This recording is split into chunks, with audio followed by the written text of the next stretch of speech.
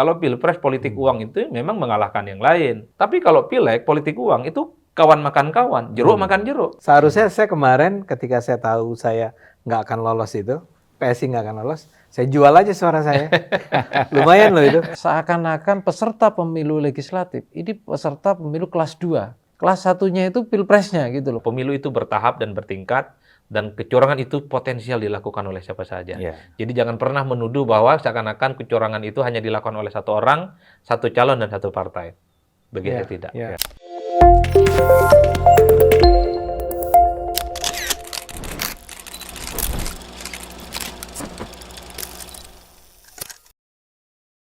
Bismillahirrahmanirrahim. Assalamualaikum warahmatullahi wabarakatuh. Salam sejahtera buat kita semua, buat seluruh para penonton Unpacking Indonesia dimanapun berada. Selamat datang kepada Bung Adi Armando, kepada Bung Adi Prayitno, kemudian Bung Nyarwi Ahmad. Ya, kalau Bung Adi Armando ini caleg PSI yang suaranya terpilih, tapi sayangnya PSI tidak lolos ke Senayan. Kalau suaranya terpilih, dia masuk sebagai salah satu calon anggota DPR. Jangan selalu mengungkit luka lama, Bang. Enggak, ini perlu orang kan gitu, bahwa Bung Adi ini salah satu yang terpilih gitu. Iya. Cuman PSI. Boleh lah. Boleh. Kebanggaan juga. Kebanggaan juga. Dengan uang yang banyak orang mengatakan kalau jadi caleg uang sekian miliar. Bung Adi ini saya kira nggak sampai 1 M dia. Iya.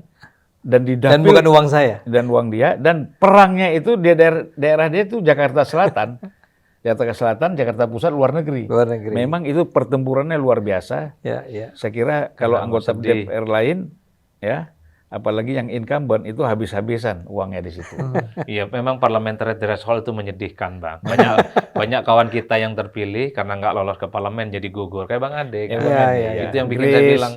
Itulah yang saya bilang, aduh ini mengaduk luka-luka lama. Ya, nggak apa-apa. Ada juga siapa Grace ya. Grace. Ada beberapa orang lah dari PSI itu yang suaranya tinggi-tinggi, tapi nggak apa-apa. Namanya perjuangan ya Bung Ade ya. Insya Allah. Pengabdian juga. Iya. Kemudian Bung Adi Pradipno, saya sebenarnya nggak usah perkenalkan lagi. Semua tiga-tiga ini udah langganan televisi dan podcast. Ya. Nah, jadi walaupun tinggalnya di Jogja misalnya seperti Mas Nyarwi ini, Ya bolak-balik Bang. Bolak-balik dia ditelepon juga oleh TV One, Metro segala macam. Bung Adi apalagi, saya kadang-kadang bosan juga, tiap buka Adi lagi. Tapi begitulah ya. Artinya saya melihat bahwa memang pengamat kita nggak banyak. Ya. Ya ini aja nih, yang 3 ini plus beberapa orang yang lain. Ada mungkin 10 sampai 12 orang lah, nggak lebih, itu saja. Pengamat yang dianggap oleh media itu memang cukup punya pikiran-pikiran yang mewakili banyak orang. Ya. Baiklah, kita mulai Bung Ade ya, coba membahas. Selama ini kan terus terang yang banyak sekali dipersoalkan itu kan Pilpres. Ya. Seolah-olah kecurangan yang terbanyak itu di Pilpres. Padahal di Pilpres itu sebenarnya kecurangan tidak bisa juga terlalu sembarangan. Karena kontrol pengawasannya kan juga ketat ya. Gitu. Lebih ketat dari Pileg. Gitu. Kalau Pileg ini kan berapa ribuan orang kan. Bagaimana cara mengawasinya. Tetapi kan tidak banyak dipersoalkan. Tadi Ngarwi bilang, ini kalau kita buka soal Pileg, Kotak Pandora. Nah, bagaimana Bung Adi melihat soal Pileg ini terutama? Iya, saya setuju dengan Anda. Jadi misalnya saja soal hak angket dan gugatan ke Mahkamah Konstitusi, itu kan hampir selalu yang disebutnya adalah keterkaitannya dengan persoalan kecurangan di dalam pemilihan presiden. Yang saya setuju dengan Anda bahwa sebetulnya kalau mau dibanding-bandingkan antara kecurangan di Pilpres dan Pileg, itu sama sekali nggak sebanding. Saya adalah orang yang untuk pertama kalinya ikut dalam pemilu sebagai seorang caleg ya. Sebelumnya saya hanya menjadi warga negara biasa yang mungkin mengamati dan ngomong komentar ini komentar itu, tapi kali ini saya betul-betul melihat luar biasa ya. Ini memang pemilu di Indonesia ini punya persoalan yang sangat serius ya. Saya tidak ingin mengatakan bahwa dengan begitu pemilu di Indonesia itu tidak bisa kita percaya, ya. Tapi kalau mau cari-cari, misalnya istilah, adakah kecurangan? Ya jelas banyak lah. Adakah ketidaklurusan gitu ya? Ada banyak. Dan itu terutama dirasakan di dalam pemilihan legislatif, ya. Saya yakin kalau di pemilihan, saya kasih satu contoh saja, money politics. Salah satu hal yang saya agak heran tidak terlalu banyak dibicarakan. Walaupun itu sebetulnya sebuah persoalan yang sangat menonjol, sangat menentukan di dalam pemilihan siapa yang akan menjadi orang-orang yang duduk di parlemen nantinya. Ya. Nah sekarang saya sebagai orang yang terlibat langsung di dalam pemilu menjadi seorang caleg, saya nggak bisa bilang melihat langsung ada orang dibayar ya, tapi saya bisa merasakannya bahwa ini adalah menjadi sebuah penyakit yang betul-betul menggerogoti kualitas pemilu kita. Nah, dan itu sama sekali tidak dibicarakan. Saya tahu bahwa misalnya ada indikator, lembaga survei indikator yang Burhanuddin Muhtadi, itu sampai bikin penelitian atau dia punya temuan yang menunjukkan bahwa sekitar 18% dari masyarakat Indonesia mengaku pernah menerima ya yang namanya apa, uang pagi hari itu apa? Serangan fajar ya. Walaupun saya kemudian berpikir tentang ini kan, Anda sebagai warga ditanya, apakah Anda pernah menerima serangan fajar? Itu kan juga ada kekhawatiran ya di dalam diri seorang responden. Seandainya dia pernah mengetahui, memperoleh, dia akan bilang barangkali sebagian akan jujur bilang pernah. Ya. Bahkan mungkin ada yang akan bilang pernah berulang kali ya, dari partai A, dari partai B, dari partai C gitu ya. Tapi taruhlah kita abaikan yang soal orang tidak berani menjawab itu, memberi jawaban tersebut. Yang menjawab pernah menerima itu adalah 18%. Ya. 18% itu kalau Anda kalikan saya dengan jumlah pemilih di Indonesia, kita bicara tentang angka puluhan juta orang memperoleh entah 100.000, entah 200.000, entah 300.000 untuk memilih siapa yang akan menjadi wakilnya di parlemen. Nah, dan yang disebut sebagai partai terbesar yang memberikan itu adalah sebuah partai besar. Ya. Dua partai besar yang disebut itu partai yang angkanya ya salah satu yang tertinggi, yang kedua tapi the best five kali ya dari semua partai yang ada. Nah, sekarang bayangkan kalau orang memilih wakil rakyatnya itu karena dibayar ya. Dia tidak mempertimbangkan kualitas barangkali, dia tidak mempertimbangkan hal-hal yang lain yang sebetulnya diperlukan oleh anggota parlemen, dan mereka lah yang lolos ya. Nah, ini bukan karena saya sedang marah-marah curhat sama Anda atau teman-teman yang lain, karena tadi dikatakan oleh Mas Adi ini luka lama. Karena saya itu nggak lolos, saya sih bangga bahwa saya angkanya 54.000 ya. Nggak apa-apa ya saya sebut angka 54.000 itu dengan cara yang menurut saya, bukan menurut saya, yang saya ketahui adalah cara yang benar, yang baik ya. Saya tidak pernah ngasih uang apapun sama para pemilih saya gitu ya. Ya mungkin ada acara-acara seperti tebus murah, itu cara yang paling gampang tuh. Artinya ada minyak yang harganya berapa, 20.000 atau berapa gitu ya. Saya jual dengan harga 10.000 gitu misalnya kan. Apakah itu bagian dari politik uang? Ya nggak tahu juga ya. Tapi saya merasa itu masih masih adil lah. Dan orang cuma untung 10.000 kan. Sementara yang lain yang saya dengar itu bisa 100.000, 200.000, 300.000, bahkan bisa lebih dari itu. Nah, saya merasa bahwa saya itu benar karena saya juga di PSI dikatakan nggak ada ya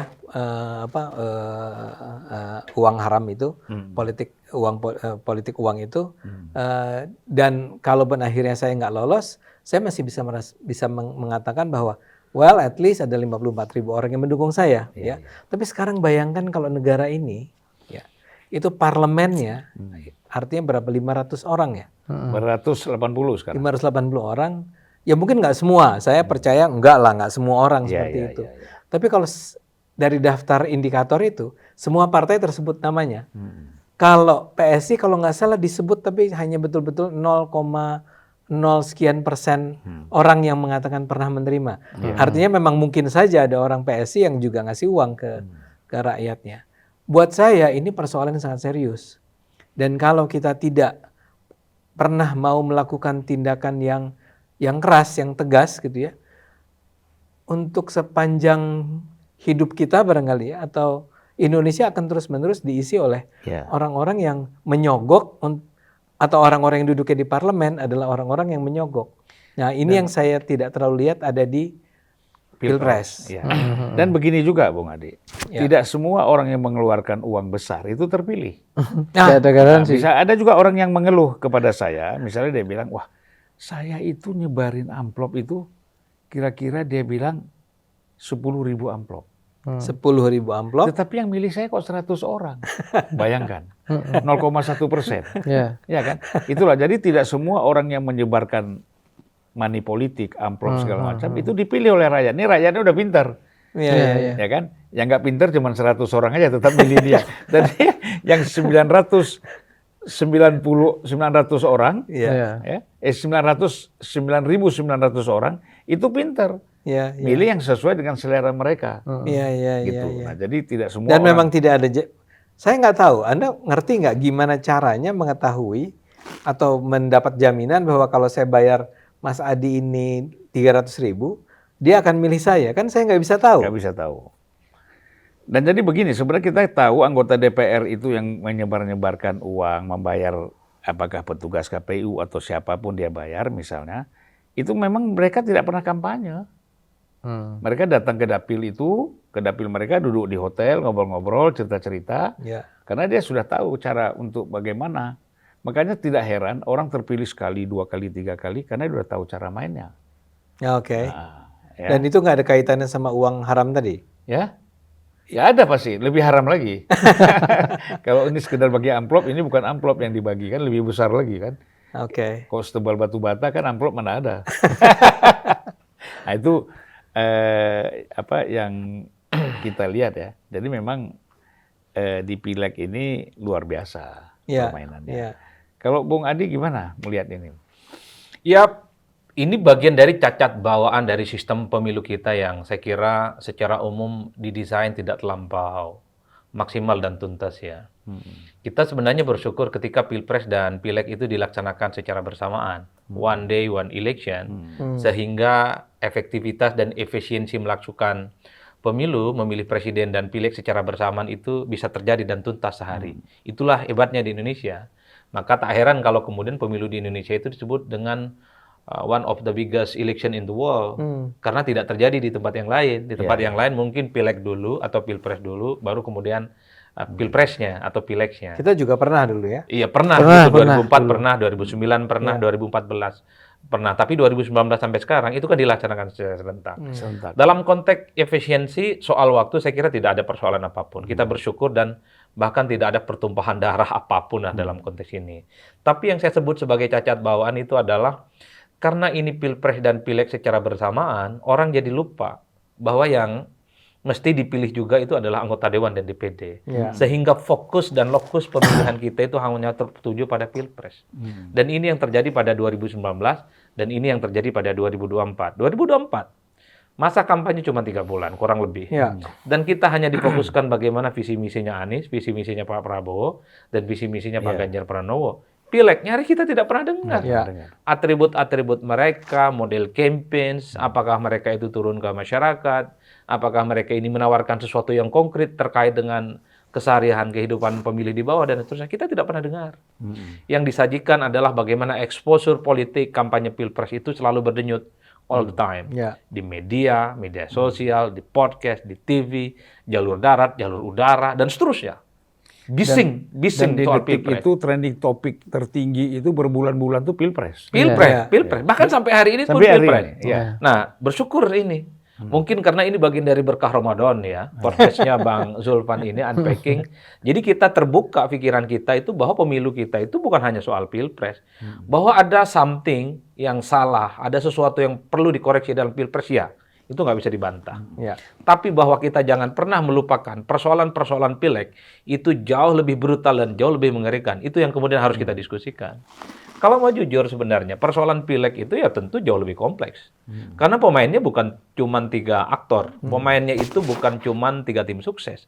Tapi ini menyangkut ribuan orang, bahkan ratusan ribu orang yang berkompetisi yang saya kira itu juga potensial untuk melakukan kecurangan-kecurangan.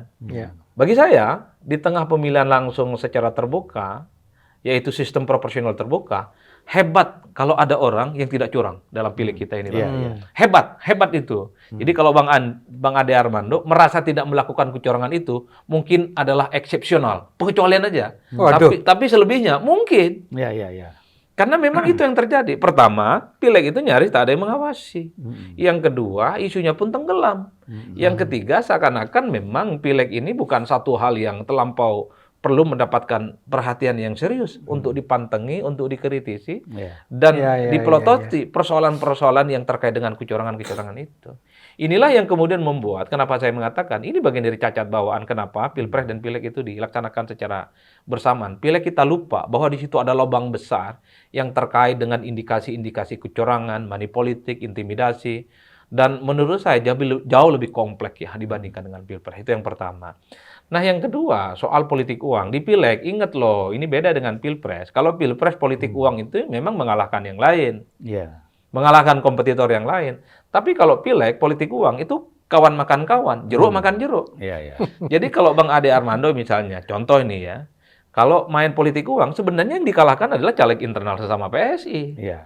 Kalau partai yang lain, partai merah, kuning, hijau, coklat, itu main politik uang, yang sebenarnya dimakan kekuatan politiknya itu adalah kawan sesama partai politiknya. Apalagi nggak akur. Apalagi nggak akur. Saling tombok di situ kan. Saya ngalamin itu. Dulu ya. Jadi saya kasih contoh ya Bung Adi, nanti Bung Adi lanjutkan ya. Contoh yang tadi dimaksudkan oleh Bung Adi ini, misalnya begini, kalau tidak akur di dalam satu dapil itu, kita sesama anggota partai, saya kampanye hari ini ke tempat kecamatan A. Besok dia datang ke tempat saya kampanye lagi. Disapu, Bang. Dengan sumbangan yang lebih besar. Saya datang ke sini, besok dia datang lagi. Seharusnya kan dia cari tempat lain. Ya kan? Karena ini suara saya, suara partai kan. Kok dia datang ke situ lagi? Rakyatnya nggak tanya, Mas kemarin udah ada loh ini. Nggak ada, karena mungkin dapatnya lebih besar. Nah, silakan Bung Adi. Iya, kalau ini kasus soal politik uang di Pileg ya, ini kan sebenarnya jeruk makan jeruk, kawan makan kawan. Yang banyak dirugikan itu adalah kawan sesama internal caleg di partai itu. Antar partai juga dong. Antar partai sedikit daya rusaknya, karena dalam sistem proporsional tertutup bisa dipastikan terbuka. Daerah sistem proporsional terbuka maksud saya, dalam daerah satu pemilihan itu bisa dipastikan partai itu dapat satu kursi. Misalnya dapilnya Bang Ade Armando, Jakarta Selatan dan luar negeri. Iya kan? Jakarta Selatan, Pusat, dan luar negeri. Iya, Selatan, Pusat, dan luar negeri. Itu bisa dipastikan. Partai-partai yang sudah lolos ke parlemen itu dapat satu minimal ya. Seperti PDIP, kemudian Golkar. Gitu. Kan orang bertanya, yang kira-kira dapat satu kursi itu siapa? Orangnya. Termasuk PSI. Yang jadi anggota dewan itu siapa? Bang Ade atau yang lain? Makanya ketika dia semending uang, politik uang, yang dikalahkan sebenarnya adalah kekawan sesama internalnya. Hebatnya, kalau sama-sama kuat main politik uang, dia bisa berlipat suaranya, Bang. Yang biasanya satu kursi, bisa dia dua kursi. Kalau dengan asumsi politik uang itu efektif. Nah, yang saya sebut sebagai parah dan kompleks dalam pileg kita itu, ini kan kecurangannya bukan hanya terjadi saat terjadinya pemungutan suara, serangan Fajar, serangan Uhud, serangan tengah malam. Ini operasi politiknya justru dilakukan setelah pencoblosan dilakukan. Jadi pemilu di kita itu tidak selesai, pencoblosan 14 Februari ditutup jam 1 siang. Nggak selesai di situ. Justru indikasi-indikasi kecurangan yang begitu banyak dibicarakan oleh kawan-kawan caleg itu, dan sekarang mengadu ke Mahkamah Konstitusi, banyak suaranya hilang di TPS. Bang Ade... Jadi setelah ya? Setelah. Bang Ade dapat satu TPS, misalnya dapat 100, tiba-tiba direkap di level kecamatan, dia tinggal 10. Itu sering terjadi. Artinya apa? Kalau ini tidak dikawal, kalau ini tidak diinvestigasi, maka suara-suara sah yang ada di TPS itu hangus dan hilang. Siapa aktornya?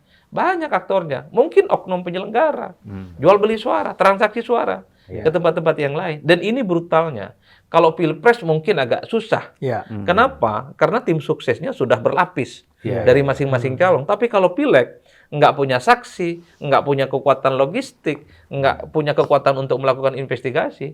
Bang Ade yang awalnya 50.000 bisa turun jadi 1.000 itu kalau tidak dikawal. Sampai kecamatan sampai 1.000, kabupaten tinggal 500, provinsi tinggal 200. Repot ini barang. Kan ini yang terjadi Bang, soal kerumitan-kerumitan itu. Kalau Pilpres kan langsung 1 jam 1 ditutup, langsung dihitung kan real count-nya. Iya. Sudah keluar di real count, kemudian sudah siap-siap untuk kalau bukan real count, quick count. Kemudian kan dilanjutkan dengan real count. Real count. Pileg ini kan masih lama lagi dan nggak ada quick count-nya. Nggak ada. Dan di Pileg misalnya, itu kan banyak suara berubah dari suara TPS ke tingkat kecamatan, Bang. Itu banyak sekali partai dan caleg-caleg yang Mungkin merasa perlu dirugikan. digambarkan. Jadi yang paling bawah tuh TPS tuh di masing-masing TPS. Iya, tempat pemungutan suara itu. Itu suara di sana dikirim ke kecamatan. Kecamatan. Dari kecamatan naik ke Kabupaten. Iya. Gitu loh. Jadi ada banyak levelnya. Kan yang banyak dipersoalkan itu ketika perolehan suara di tingkat TPS itu ketika dihitung di kecamatan berubah. Itu yang banyak kejadian. Jadi mungkin ada pengawasnya di TPS, di kecamatan udah berkurang nih pengawasnya nih. Ya mungkin karena nggak ada pengawas, yang kedua nggak ada saksi, atau ada oknum pemain yang nakal. Mentransfer atau menjual belikan suara-suara caleg dan partai yang memang karena tidak diawasi. Dan itu yang terjadi. Yang banyak Itulah digunakan repot. itu, Bung Adi, biasanya yang digunakan itu adalah kalau satu TPS itu yang datang itu, ada satu TPS kan 200 orang, sampai 300. Kalau yang datang cuma 50%, jadi yang dicoblos itu, yang dibagi-bagi itu kepada caleg itu adalah yang belangko kosong ini. Yang jadi orang tetap tidak 200, hadir. tetap 200. Tetap 200 atau tetap 300. Tapi siapa yang mau dikasih? Iya. Ya tentu di sini mungkin yang bermain. Jadi modus kecurangannya itu luar biasa. Bahkan mungkin ada caleg dan partai karena terindikasi nggak akan lolos, itu bisa diperjualbelikan secara praktik ya. Karena nggak bakal diaudit, karena udah dianggap hopeless, nggak dianggap ini ada harapan akan lolos.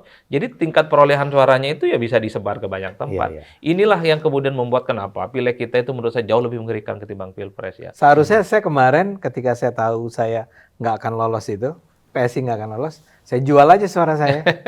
Lumayan loh itu. Itu di pemilu-pemilu sebelumnya konon katanya banyak begitu Bang Ade. Itu caranya gimana tapi ya? Nggak bisa, kalau udah dihitung, yang bisa menjual itu penyelenggara. Kalau dia mau jual, kalau dia nggak mau jual juga bisa. Jangan kan sebut gitu. penyelenggara, oknum. Oknum penyelenggara. Oknum KPU ya maksudnya ya? Ya, oknum. Ada oknum macam-macam. Kenapa Pileg dianggap jauh lebih brutal ketimbang Pilpres ya? Karena ini dilakukan secara masif dan hampir dilakukan oleh semua orang, semua partai. Kalau Pilpres kan pelakunya cuma 3, nggak banyak-banyak amat. Meski kita tahu daya rusaknya juga besar, kecurangan-kecurangan apapun itu. Tapi overall memang yang menjadi catatan kritis kita soal kecurangan pemilu ya, pemilu itu bertahap dan bertingkat. Dan kecurangan itu potensial dilakukan oleh siapa saja. Jadi jangan pernah menuduh bahwa seakan-akan kecurangan itu hanya dilakukan oleh satu orang, satu calon, dan satu partai.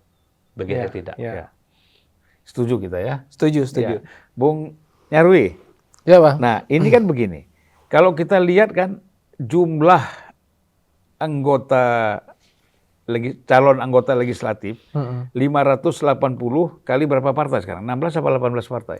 18 ya. 580 kali 18 partai. Berarti jumlahnya ribuan kan?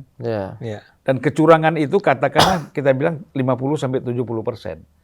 Tapi yang punya kepedulian, yang ingin menyelamatkan diri dan suaranya, itu yang dikirim ke MK hanya 207 sampai hari ini. 207 ya? 207 kasus. Orang yang menggugat? Ya, 207 kasus. Nah ini bagaimana kalau kita lihat begini? Ini apakah karena apatis? Karena ya sudahlah, capek juga, kita berjuang juga, nggak bakal menang juga, ya udahlah. Tapi yang 207 orang ini dia merasa bisa mendapatkan kemenangan dengan gugatan-gugatan ini. Ya, saya kira itu Bang, kalau lihat timeline ketentuannya itu kan waktu melapor 3 hari. Proses di MK 15-an hari kalau nggak salah ya. 2 minggu ya. 2 minggu. Iya itu nggak masuk akal Bang. Kenapa? Contoh tadi Abang udah bikin perkalian kan. Partainya berapa, calegnya berapa. Anggap saja rata-rata bisa 5 atau 6 ya kan. Dari 18 kali 88 dapil, kurang lebih seperti itu. Nah itu berarti kan ribuan. Kalau terjadi ada kasus misalnya, artinya kan masing-masing partai, masing-masing orang caleg ini bisa membuat laporan. Nah ini makanya itu masih bagus muncul artinya yang sadar masih ada ya 207. Tapi menurut saya ini bukan masalah jumlah angka yang sadar ya, yang kemudian melaporkan. Saya kira kalau itu dilaporkan, pelaporan itu banyak sekali bang, ya dan itu istilahnya berlapis-lapis dan banyak partai yang kena. Ya satu sama lain dan banyak kursi yang juga tidak aman yang sudah dihitung aman kemudian menjadi tidak aman lagi kan kalau saya harus was-was juga ya. Oh iya kan gitu tapi kan seleksi pertama PT kan Bang Ade jadi parliamentary threshold kalau PT-nya udah masuk nah itu yang jauh lebih was-was Bang Ade. Nah itu yang sering kali saya lihat ini ya tapi saya itu gini ya Bang ini sebenarnya saya dari dulu termasuk orang yang punya pendapat ya pilpres sama pileg itu sebenarnya kalau digabungkan itu kurang pas. Yang dirugikan proses pileknya. Bukan masalah soal efisiensi anggaran. Saya setuju soal itu efisiensi anggaran. Tapi kemudian seakan-akan peserta pemilu legislatif ini peserta pemilu kelas 2, bukan kelas 1. Kelas 1-nya itu pilpresnya gitu loh. Padahal sama-sama statusnya Bang, itu peserta pemilu, yaitu dari partai dicalonkan berupa kandidat sama-sama gitu loh. Tapi kemudian orang mengingatnya itu capres-cawapres dan isu yang paling dominan terus-menerus juga capres-cawapres gitu. Nah itu satu. Terus yang kedua, saya lihat ya rata-rata jangankan digabung dulu saja, dulu ketika nggak digabung, itu saya kalau tanya teman-teman dulu belum era medsos ramai ya Bang ya, teman-teman media juga itu rata-rata kesulitan juga cari angle apa saja yang menarik di diskusi dari partai. Nah itu juga artinya di sini dua sisi, satu sisi partai sendiri juga kadang harus pintar-pintar gitu ya, belajar beradaptasi, mengadaptasi isu publik, caleg-caleg juga demikian gitu. Nah teman-teman dari publik dan media juga, tapi sekarang kan era medsos Bang, kalaupun partai pasif juga pasti akan di roasting kan, gitu. Nah partai yang aktif, caleg yang aktif lebih banyak peluang gitu. Jadi saya nggak tahu ya, kalau saya berpikir tetap ada kemungkinan lebih baik mestinya gitu untuk supaya tidak membuat para caleg di pileg ini menjadi caleg politisi kelas 2 terus menerus gitu. Nah itu kemungkinan perlu aja itu menurut saya ya itu dipisah gitu. Kenapa? Karena buktinya kembali ke awal ya. Iya buktinya apa? Buktinya pilpres ini selalu menghegemoni ya dan juga sering terjadi orang-orang yang kemudian di pilpres walaupun itu masuk tim ya juga fokus ke dapilnya masing-masing Bang. Jadi kemarin kan ada yang punya hitung-hitungan kan koalisi ini besar dari sisi perolehan kursi juga dari sisi orang-orang. Tapi faktanya juga konsentrasi ke dapil juga luar biasa. Belum lagi ada yang mengatakan termasuk yang muncul di MK itu katanya caleg-caleg kami di dapil juga diintervensi supaya pilpresnya ke yang lain. Nah ini kan urusan pileg kemudian dikait-kaitkan dengan pilpres, urusan pilpres dikaitkan dengan pileg gitu loh Bang. Maksud saya kenapa nggak dipisah sekalian gitu loh. Nah ini yang saya kira ke depan memang saya kira itu memungkinkan kok di era sekarang juga misalnya dengan penyelenggaraan berbasis sistem yang lebih baik mungkin bisa dihemat juga Bang tidak terlalu mahal lah katakanlah gimana caranya. Tapi apa ini nggak permainan partai? Misalnya begini, kalau pilegnya terpisah, kan berarti yang digunakan itu kan suara pileg yang baru. Iya kan? Iya. Seperti yang lalu kan? Iya. Kalau kita satukan berarti digunakan pileg yang lama. Iya. Nah, partai-partai ini merasa bahwa posisi dia di dalam penentuan capres pada periode yang sekarang misalnya, itu lebih bagus. Dia khawatir kalau dipisah, kan sudah terpilih nih anggota yang baru. Ya. Nah, kemudian ini bisa digunakan untuk pilpres yang baru juga. Apa mungkin ada kekhawatiran ya? Saya kira itu ya, tapi itu akan lebih. Kalau yang sekarang kan sudah banyak dikritik juga Bang, tidak logis. Kenapa? Lah ini kan presidensial threshold yang mestinya untuk dari pemilu yang terdekat kok malah pakai yang lama gitu. Ini kan dipakai 2 kali Bang, kan gitu. Nah maksud saya adalah logika itu kan mestinya masuk akal ya, harus secara kronologis kita pileg dulu karena istilahnya memilih calon-calon wakil di DPR, DPRD gitu. Setelah itu baru proses pilpres kan gitu. Eksekutif legislatif dulu kita perkuat basisnya gitu, kemudian baru caleg-caleg kandidat di eksekutif gitu. Karena apa Bang? Bayangkan Bang, saya beberapa kali sering mengatakan ya, ini kita itu sistem pemerintahan presidensial gitu ya. Posisi politisi di parlemen itu selalu punya potensi kena kutukan sistem presidensial ini. Kenapa? Mereka tidak akan kelihatan kinerjanya, Bang. Yang jadi perhatian terus-menerus ya yang di eksekutif, presiden juga di sana. Nah, bayangkan banyak orang hebat nih, Bang, yang bertarung di legislatif termasuk Bang Ade misalnya. Tapi tetap saja kan nggak masuk istilahnya peredaran besar ini gitu loh. Jadi orang perhatikan siapa di bursa capres cawapres gitu loh. Jadi pembicaraan. Iya, karena kita belum sepenuhnya seperti model kayak Amerika di mana orang-orang senator hebat, Bang, itu juga punya peluang besar menjadi formasi untuk presiden gitu loh. Kita belum sampai ke sana. Tapi saya boleh komentar ini ya, saya ingin tambahkan sedikit. Tapi memang saya merasa bahwa masyarakat, ginilah, DPR itu di Indonesia itu dianggap tidak penting karena performance-nya memang juga di bawah, jauh sekali. Di bawah, Ya. di bawah standar lah ya. Orang udah nggak peduli lah. Orang nggak peduli apa itu DPR itu ya. Jadi itu saya rasakan tuh di lapangan ya. Ketika saya ketemu dengan masyarakat, pertama-tama saya betul-betul merasa bahwa mereka itu tidak melihat di mana arti penting DPR buat hidup mereka. Boleh saya potong, Ya. Bang Ade? Karena gini juga, Bang Ade. Yang diajarkan kepada rakyat, kepada masyarakat tentang berpemerintahan atau bernegara itu adalah eksekutif. Iya. Tidak pernah masyarakat kita itu, apalagi kita belum pernah punya pengalaman keberadaan parlemen sebagai murni ya, representasi wakil mereka. Kita kan tahun itu terputus tahun 55 ya. Iya. Masa Volksraad saja orang udah nggak ingat. Zaman Belanda itu ada parlemen namanya Volksraad. Orang nggak ingat itu.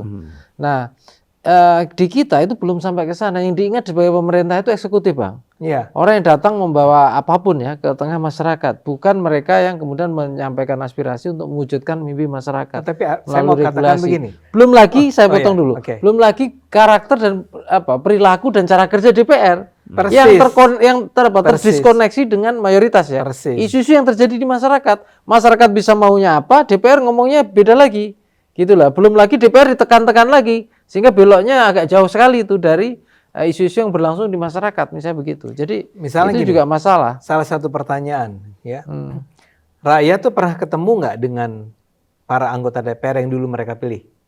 Balik ketemu dengan masyarakat dan mendengarlah apa yang mereka inginkan, aspirasi mereka. Itu ada mekanisme reses. Harusnya, makanya saya mau bilang harusnya kan ada dan dananya besar sekali kan. Ya. Dana reses itu Sekarang mungkin hitungannya waktu saya dulu 325 juta. 325 juta per Tahun. Setahun tuh 4 kali. jadi 325 kali 4 kali. Iya. Ya kan? Itu kan harusnya lebih dari cukup bagi para wakil rakyat untuk bertemu ketemu dengan dengan para konstituen mereka dan ngomong tentang apa yang harus saya lakukan. Tapi untuk kebanyakan gini, Bung Ade. Kebanyakan ketika sudah terpilih kembali lagi hanya ketemu dengan pengurus partainya, dengan konstituen. Dengan Bukan bukan konstituen, apa namanya? Koordinator. Ya, pokoknya apa itu namanya tuh? Yang apa maksudnya? Tim sukses. Oh, tim sukses. koordinator. Iya, iya. Tidak mau juga turun ke daerah-daerah Daerah-daerah konstituen. yang dulu milih mereka aja. Oh, enggak. Kebanyakan begitu. Nggak akan. Jadi artinya memang mereka itu tidak, si anggota DPR ini tidak merasa wajib untuk memperjuangkan aspirasi rakyatnya. Mereka juga tidak dikenal sebagai orang-orang yang misalnya memperjuangkan undang-undang lah, misalnya contoh yang terbaik, atau anggaran belanja terlihat Atau sebagai. begini juga, Bung Ade, karena anggota DPR-nya merasa, sebagian ini merasakan bahwa saya kan menjadi anggota DPR bukan karena kalian pilih, Iya. karena ada oknum-oknum yang memenangkan saya, seperti kata Bung Ade itu tadi kan celaka kan.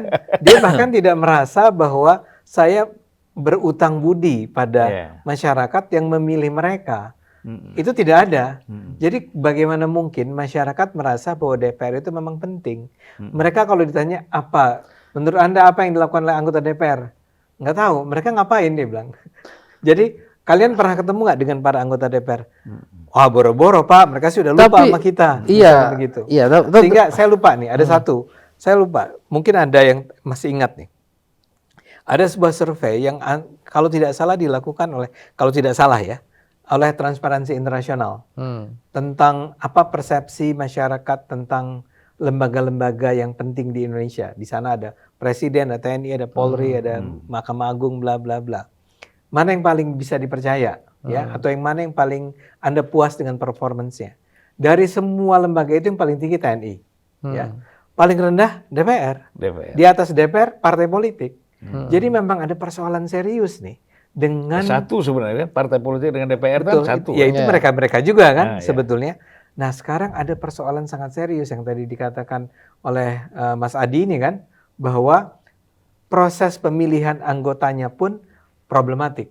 Ya, bahkan skandalous orang bisa bilang kan, kalau caranya seperti itu, caranya adalah dengan mengguyur uang kepada masyarakat, terlepas dari bahwa itu berlangsung bersamaan atau tidak bersamaan ya. Nah sekarang bayangkan orang-orang itu sekarang duduk di DPR dan akan melahirkan peraturan perundangan yang akan mengawal jalannya pemilu. Ya, tapi balik lagi Bang Ade, pertanyaannya kalau kita nggak, istilahnya gini, kalau nggak kita mulai tata ulang itu dari mana gitu loh. Makanya itu saya tadi kalau di data survei juga yang lain saya kira juga sama ya. Itu DPR bukannya DPR, partai juga rendah tadi Bang Zulfan bilang itu. Karena memang peran partai, peran DPR, keberadaannya dan penataannya itu tidak good governance-nya istilahnya. Itu tidak dilakukan dengan baik dan masyarakat sendiri tidak dilibatkan. Jadi partai juga tereksklusi, DPR juga tereksklusi gitu ya. Dan kemudian juga masyarakat juga kemudian berpikirnya juga tadi banyak juga yang kemudian permisif, di data survei juga sering menunjukkan itu besar sekali yang permisif terhadap money politik. Menerima. Ada juga yang menolak. Jadi lucu. Beberapa kali saya pernah kalau bikin survei ya untuk travel kabupaten atau itu Bang Ade kalau ditanya gitu, apakah Anda menolak atau menerima? Yang permisif ya mungkin sekitar 20-an, 25. Tapi ketika ditanya berapa angka kepantasan gitu, yang mengatakan misalnya angka 50 dan seterusnya, 50-an ribu misalnya, itu bisa sampai 60-an%. Jadi ini lucu, sengaja kan kita misalnya. Jadi Anda bilang Anda nggak terima. Iya, tapi kalau angka pantas gitu, ditanya pantas, yang terima angka 50-100 besar gitu loh Bang Ade. Itu contohnya gitu loh. Artinya kan, ya ini kan pertanyaan kita kan gitu. Nah, saya ke Bung Adi sekarang. Gimana? Gini, pertarungan pileg ini. Memang cukup kompleks dalam arti selama ini rakyat itu tidak pernah memahami kontribusi apa yang bisa dirasakan langsung oleh rakyat ya dari kerja-kerja dewan itu. Kan dewan ini kan kerjanya bukan cash and carry seperti eksekutif, bukan seperti gubernur, bupati, wali kota dan presiden. Dia ngasih bansos dan dirasakan. Dewan itu kan hanya soal budgeting. Dewan itu hanya soal kontrol terkait dengan kebijakan pemerintah. Undang-undang juga. Nggak ada yang konkret juga kadang dia. Artinya selain itu ya, karena memang anggota dewan itu bukan soal cash and carry. Anggota dewan itu bukan soal memberikan bantuan sosial yang dirasakan langsung, bedah rumah, bantuan sosial, itu bukan anggota dewan. Jadi wajar kalau kemudian sebenarnya anggota dewan itu perannya dianggap tidak terlampau signifikan. Tapi banyak yang lupa, kalau anggaran 20% untuk pendidikan itu kan banyak peran anggota dewan juga. Ada bos dan seterusnya. Undang-undang desa dan semuanya itu juga memang, yang ingin saya katakan adalah rakyat kita ini kan pendek memorinya Bang. Siapa yang datang, kayak Sinterklas aja lah judulnya. Yang ngasih bantuan, dia itu mewakili eksekutif, presiden, gubernur, bupati, wali kota, dialah yang kemudian mendapatkan persepsi positif. Jadi nggak mengherankan kalau kemudian dalam pemilu kita itu ya dilihat pilpres bukan pileg. Jadi pileg itu bukan dianggap sebagai ornamen yang cukup penting. Itu yang pertama. Nah yang kedua, tapi kita kan juga ini perlulah kita sampaikan ke kawan-kawan anggota dewan. Ya kerja politiknya ini kan jangan hanya 5 tahun sekali juga. Kan selama jadi anggota dewan 5 tahun, mereka kawan-kawan DPR ini kan banyak kemewahan dan punya instrumen. Ada yang namanya reses, ada kundapil, ada kunjungan kerda, dan itu down to earth. Kunjungan luar negeri. Kunjungan luar negeri mungkin tidak dirasakan oleh pemilih ya. Yang ingin saya katakan adalah ada pemilihnya. Betul. Tapi kan nggak semuanya kan dapilnya luar negeri. Kecuali Bang Ade Armando. Hanya dapilnya Bang Ade aja termasuk Bang. Kan dalam setahun itu ada sekitar 6-7 kali bahkan anggota dewan itu dia punya kemewahan berinteraksi langsung dengan rakyat. Itu sesuai dengan tupoksi dan regulasi ya. Dan mereka itu anggarannya. Misalnya soal sosialisasi 4 pilar kebangsaan, berdiskusi dengan rakyat, ada budgetnya, ada kundapil namanya kunjungan dapil, ada reses. Banyak sekali kemewahan itu. Problemnya adalah itu dilakukan atau tidak. Saya khawatir itu tidak dilakukan. Atau kalaupun toh dilakukan, itu hanya sebatas formalitas. Ada foto-foto, dokumentasi buat pelaporan beres. Spanduk. Iya, atau hanya dilakukan di basis-basis pemilihnya saja. Jadi masyarakat umum di dapilnya itu pun tidak kadang merasakan. pemilu lagi, setelah itu nggak nyoblos juga itu dia katanya. Dan itu pun juga nggak nyoblos juga. Nah ini yang jangan-jangan kenapa kemudian kenapa pileg itu resultante penerimaan dalam pemilihan itu tidak terlampau kuat. Variabel-variabel dirasakan langsung oleh rakyat itulah yang tak ada. Belum lagi misalnya soal keseharian hidup mereka itu, yang memang harus merasakan langsung adalah anggota dewan, Bang. Kalau kita dengar anggota dewan bicaranya ini kan, luar biasa banget, kayak center of the world, mewakili seluruh rakyat Indonesia. Saya kalau di kelas selalu ngomong, di diskusi-diskusi selalu ngomong. Saya bilang anggota dewan ini kadang yang pilih cuma 200.000 orang, 100.000 orang, 60.000 orang. Tapi gayanya selangit betul, seakan-akan mewakili seluruh rakyat Indonesia. Anda itu hanya mewakili yang 60.000 orang itu aja kok. Itu kalau dapilnya besar, kayak itu dapilnya, DKI, Jawa Tengah, kan? itu pun perpaduan dari orang yang milih partai sama pilih pribadi. Pribadi lebih kecil. Jangan-jangan suara pribadinya cuma 10.000, tapi ngakunya adalah mewakili rakyat seluruh Indonesia. Kalau kita cek yang kemarin-kemarin banyak juga yang 30-an di 5.000, di tapi kan kalau ngomong saya wakil rakyat, ya, kau itu cuma wakil 30.000 orang kok, gayanya ampun gitu loh Pak. Kan gitu aja judulnya. Yang berhak mengklaim atas nama rakyat itu sebenarnya presiden. Kalau saya mewakili rakyat di dapil saya. Saya mewakili rakyat dapil Madura. Mewakili dapil saya. Iya. Terutama yang milih. Jujur ya. Kalau milihnya benar, kalau milihnya nggak benar, tiba-tiba dapat limpahan suara tak terduga gimana? Tapi kan dia ketika yang DPR pusat ya, ketika dia berjuang di DPR, dia memperjuangkan nasib semua rakyat. Oh, kalau itu iya. kalau itu nggak bisa dibantah. Maksudnya ada legislasi, apa? pengawasan dan APBN ya. Iya. Makanya yang kita bicarakan itu kenapa sih Pilpres itu jauh lebih kuat rasanya ketimbang Pileg? Kenapa sih kerja-kerja eksekutif itu jauh lebih dirasa ketimbang legislatif? Ini kan konteksnya. Wajar kalau kemudian sebenarnya anggota dewan itu main di tikungan akhir aja, Pak. Ngapain juga kampanye 5 tahun? Toh ujung-ujungnya adalah memori masyarakat pendek, logistik menentukan, dan sentuhan akhir. Finishing touch. Barcelona itu kalau main kan nggak penting, Pak. Indah-indah amat juga kan kalau ngelawan Chelsea. Yang penting gol. Kenapa Chelsea? Jadi saya kasih contoh gini, Bu. Misalnya begini. Ada wali kota di dapil tempat saya terpilih, misalnya bupati, wakil wali bupati itu ngomong sama saya, Pak, kita nih perlu tambahan pasar rakyat nih, pasar, ya pasar di daerah di kecamatan ini misalnya. Dia ngeluh ke saya, lalu saya kan ngomong sama Menteri Perdagangan, ya kan, Menteri Perdagangan ada nggak alokasi dana untuk membangun pasar di misalnya di Aceh ada dua kabupaten atau 3 kabupaten, kita minta. Oh ada, dia bilang. Dia kan ngeluhnya sama kita. Kita yang memperjuangkan ke Departemen Perdagangan, ke Menteri Perdagangan. Tapi waktu eksekusinya yang dapat nama dia kan? Bukan kita. Iya, betul. Ya kan? Yang resmikan wali kota, yang pidato wali kota, kita udah nggak ada lagi tuh. Tapi itu adalah anggota DPR yang bekerja dengan benar, yang baik. Yang disebut Adi tadi menurut saya penting. Jangan hanya bekerja dalam 5 tahun sekali. Iya, tapi gini Bang Ade, bekerja dengan baik sekalipun, visibilitasnya itu juga potensinya rendah. Tadi yang diceritakan Bang Zulfan. Yang muncul namanya wali kota. Tetap eksekutif. Enggak, saya tahu ada sejumlah anggota DPR dari sejumlah partai tertentu yang memang dikenal oleh rakyatnya. Betul-betul saya tahu itu dikenal oleh rakyatnya karena emang dia hadir bersama rakyat ketika ingin, misalnya tadi pasar itu dia ada di sana, ketika ada banjir di daerah itu dia juga ada di sana. Kalau orang itu bekerja selama 5 tahun penuh, masa sih visibilitasnya nggak kelihatan? Ini kan persoalannya adalah dalam 4 tahun sisanya, dia itu adanya di Senayan, bikin reses kemana-mana ke bukan daerah dia, bikin kunjungan kerja ke luar negeri. Tapi sejak era pemilu langsung ya, Bang Ade, itu korbannya udah banyak. Saya masih ingat ya. Artinya gini, berdasarkan pilihan suara terbanyak ya, bukan partai. Terbuka ya. Iya, terbuka itu. Terbuka. Jadi banyak dulu tokoh-tokoh hebat, pimpinan DPR dan seterusnya. Ya, tapi di dapil ketika pemilu ya kalah. Dulu salah satunya wakil ketua DPR Mas Frio itu. Agung Laksono? Ya, Pak Agung Laksono. Marzuki Ali juga DKI Jakarta. Itu kenapa? Juga. Ya artinya pertarungan elektoral itu keras sekali, nggak bisa mengandalkan posisi-posisi walaupun dia punya jabatan yang besar. Di 2024 ini juga banyak Pak yang punya nama besar nggak lolos.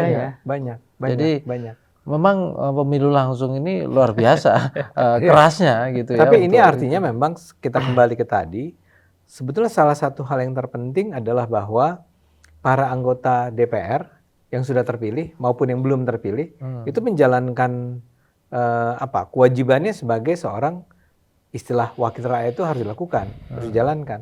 Saya yakin itu akan sangat membantu. Tapi Bang Zulfan, Kalau yang politik uang itu nggak diselesaikan, masih dibiarkan, saya merasa bahwa itu kayak nggak ada sedikit pun ancaman sanksi yang diberikan kepada para pelaku. Saya mendengar sih KPK itu bikin semacam kayak award, bukan award, tapi hadiah atau ya semacam hadiah buat siapapun yang bisa mengadukan nama-nama orang-orang yang melakukan. Faktanya pada berani nggak? Persis. Kayak tadi yang saya bilang, yang menyatakan hanya 18% orang yang menerima politik uang tadi, betul nggak cuma 18%? Jangan-jangan sebetulnya bukan 18%, jangan-jangan 30, jangan-jangan Anda bilang tadi mungkin sekitar mayoritas dari semua pemilih kelas menengah ke bawah ya. Kalau menengah ke atas seperti kita-kita ini, kan nggak, ya apa artinya sih buat Anda tuh 100.000, 200.000, 300.000 kan? Tapi menengah ke bawah, kalau dia ditanya, Anda pernah terima uang nggak? Dia akan menjawab nggak? Kalaupun orang itu bilang, ini untuk kepentingan penelitian saja loh, ini nama Anda akan dirahasiakan. Dia akan bilang nggak? Nah, tapi kembali ke tadi, saya merasa bahwa perlu sekali memang negara ini mengambil langkah-langkah untuk menghabisi politik uang.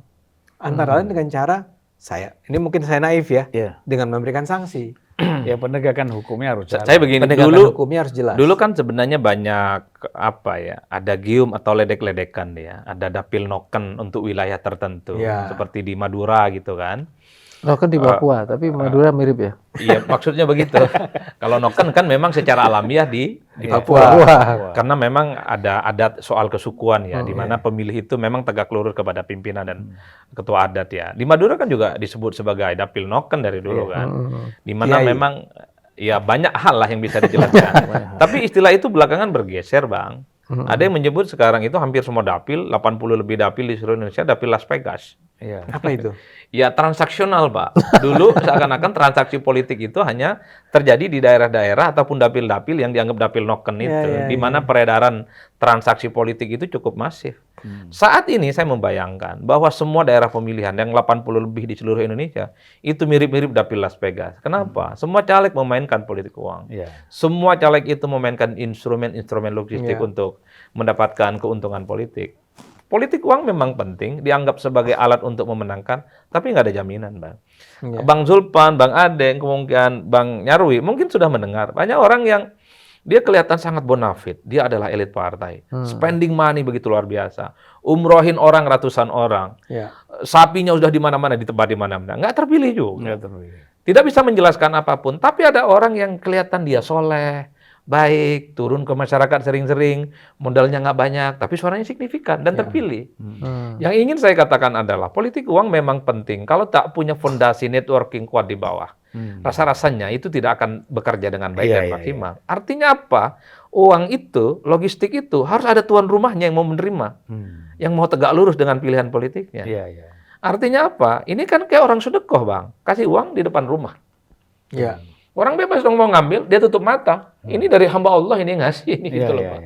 Yang tidak punya keterikatan. Artinya kamu mau mengatakan politik uang pun tuh harus dengan brand atau nama yang kuat gitu. Politik uang butuh strategi, butuh perencanaan.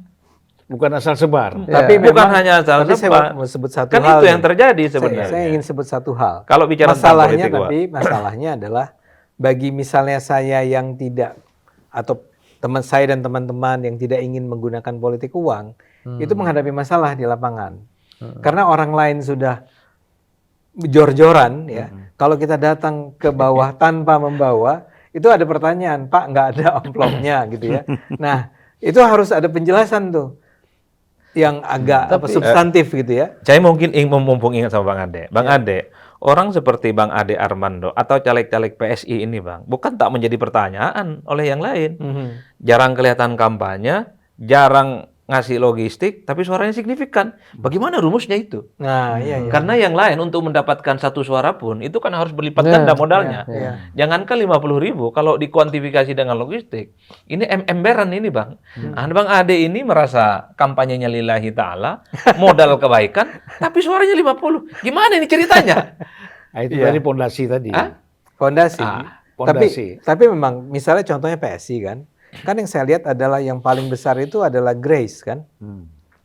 Grace itu di atas 100 sekian. Tapi saya merasa bahwa orang seperti Grace tahun 2019 pun itu sudah di atas 100. Artinya itu kan soal memelihara kepercayaan yang berlangsung selama 5 tahun terakhir, ya.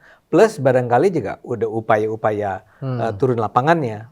Kayak saya dengan cukup bangga mengatakan inilah efek dari kerja saya selama bertahun-tahun sebelum saya menjadi caleg. Misalnya dengan medsos dan seterusnya. Nah, karena itu saya juga mengerti kenapa Mas Adi, ada orang-orang yang tadi disebut Mas Adi harus mempertanyakan, kok bisa-bisanya dia 54.000, padahal dia nggak bagi-bagi uang, padahal dia turun lapangannya sekitar, taruhlah 2 bulan terakhir sebelum hari H, kan masa yang diresmikan memang dua bulan lah, 2-3 bulan. Nah, ya memang Plus barangkali ya tadi ya medsos saya sedemikian barangkali cukup populer di kalangan Jakarta Selatan, Jakarta Pusat, dan luar negeri kan, dan jumlahnya pun cukup signifikan. Tapi dibandingkan dengan banyak orang yang akhirnya lolos, angka 54.000 itu toh masih terlalu sedikit ya dibandingkan yang lain. Tapi kembali ke pertanyaan Anda, saya ingin katakan begini, pertanyaan-pertanyaan semacam itu memang menjadi momok karena dianggap sebagian besar orang yang bisa lolos ke DPR, itu adalah orang-orang yang harus berani menguncurkan dana dalam jumlah yang sangat besar. Ketika ada orang-orang yang memutuskan untuk, saya nggak mau main duit gitu ya, saya maunya main jujur, main lurus. Nah orang-orang semacam itu, kalau dia ternyata memperoleh suara cukup besar, itu justru dipertanyakan, kenapa dia bisa. Nah, yang terkait dengan pileg ya, mumpung ingat, kalau politik uang ini kan nyaris tak ada habisnya kita diskusi. Dilarang dalam undang-undang, tapi praktiknya makin marak. Dan sulit ada yang diungkap. Satu baru diungkap sama polisi kan, melalui sentra Gakumdu. Tapi itu kan dari sekian banyak ribu praktik politik uang. Baru satu yang ditetapkan tersangka.